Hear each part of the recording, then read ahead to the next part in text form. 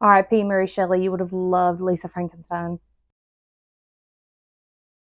So if you don't already know this, I've been obsessed with Mary Shelley's Frankenstein since I read it in college in 2018. Between like the gothic vibes, the ethical questions of creating life, and the meta commentary on like you are what you consume, it's full of so much that you really want to go back to it over and over again. If you haven't read it, I highly recommend you pick it up. But that's not why we're here. We're here because Zelda Williams directed the best movie I've seen this year, and that is Lisa Frankenstein. Spoilers ahead. In the film, Lisa Swallows is a high school senior who has witnessed a horrible tragedy prior to the film's beginning. She finds solace in reading to the grave of an unmarried guy from the 1800s. Lisa doesn't fit in, and she isn't happy with her perky stepmom and her stepsister, and after an awful party, she wishes that she was with him, and he takes that personal. What ensues is a silly, romantic, and just great fun movie, and to explain it anymore would ruin it for you, and I highly recommend you watch this before we continue because I am inevitably going to spoil it for you. So after watching what was essentially the happy ending love child of Heathers and Beetlejuice, I was desperate for media that would bring me the pure joy that Lisa Frankenstein did. An unhinged female lead, friends to lovers where the guy is so in love his only defining trait upon resurrection is to find the weird girl that's been reading to him, the silliest, campiest characters, and murder sequences, the heartfelt sisterhood relationship. This is a doozy of a film, and there's not one book to match it. So I ultimately had to make myself okay with the fact that no one book was going to perfectly do what I needed to do to truly mirror my Lisa Frankenstein viewing experience. So instead, I have broken what I like to think of the movie's vibes into categories, starting with ladies in the 80s, for the vibes of the 80s and the unique expression of sisterhood. We Ride Upon Sticks, a collective we book that I will always find a way to recommend. This is a late 80s era. To those born in the early 90s, we can also find ourselves in this. It's an all-girls high school field hockey team that decides they will do anything to win, including witchcraft. It has close female friendships, the drama of high school sports, a serious obsession with Emilio Estevez, who may or may not be the devil. My Best Friend's Exorcism. Now, overall, this book was clearly written by a man, which is an unfortunate trend through most of Grady Hendrix' work, but it still has a through line of 80s references and strong female friendships that might just survive one girl's demon possession. Final Girl Support Group. Now, this book does not take place in the 80s, but the plot revolves around a group of slasher survivors being attacked one by one, and our characters' backstories are fleshed out, and avid horror media consumers will recognize Laurie, Nancy, Sydney, and many other 80s and 90s final girls in these new characters. Maybe the woman is the monster. This is sort of based on that old adage that like Victor Frankenstein is not the monster, but also Victor Frankenstein is the monster. It also takes into account anytime we get a true female villain.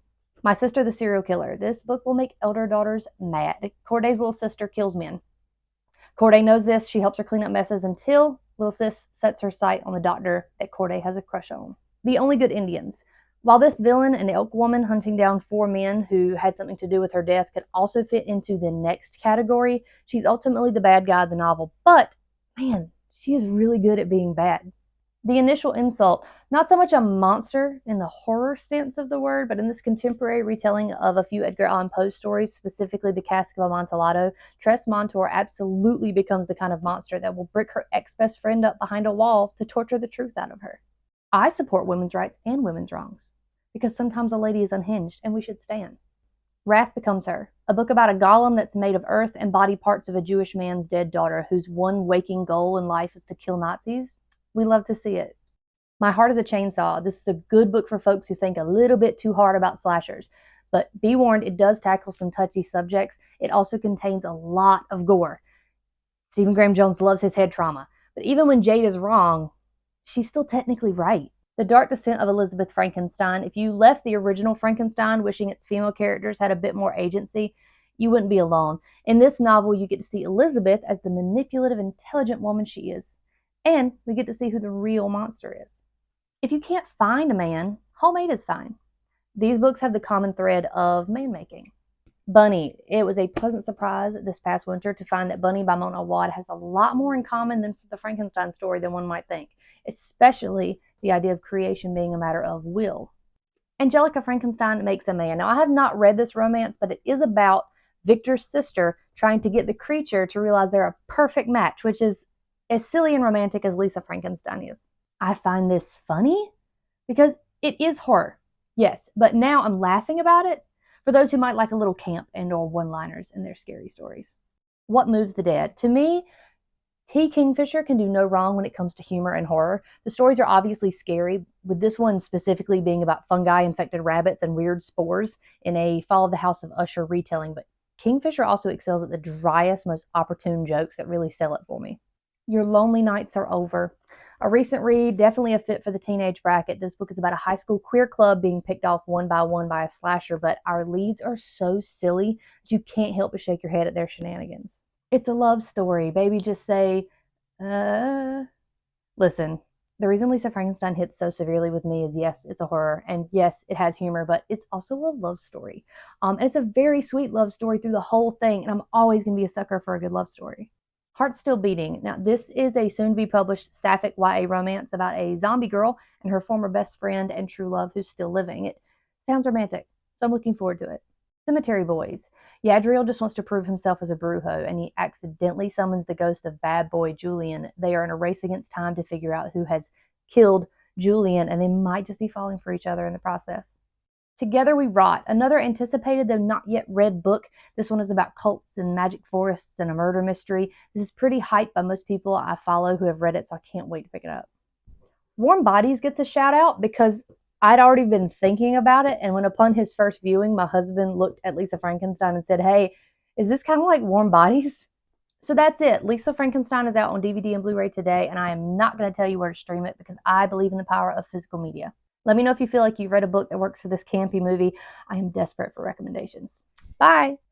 There's apparently another book that's coming out. It's like the Owl Crate for April, where a guy is being like killed for this family, and he's friends with this girl, and it has this undead and love story aspect to it. So I'll have to let you know on that. Jury's still out on that one, but like this, I'll find it. I don't remember the name now, but I'll put a picture here if I think that this is going to work. Um, this has been one of the most challenging lists I've ever had to create. So like, I'm not kidding. If you think you have a book that you could recommend for me, do it. I'm obsessed with this movie. I'll show you.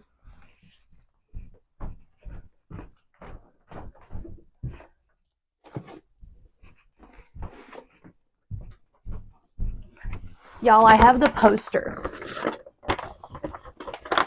I have the poster. And the theater was selling it, and they literally just let me have it.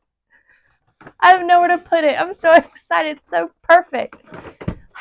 Anyway, yeah, I hope you enjoyed this. Bye.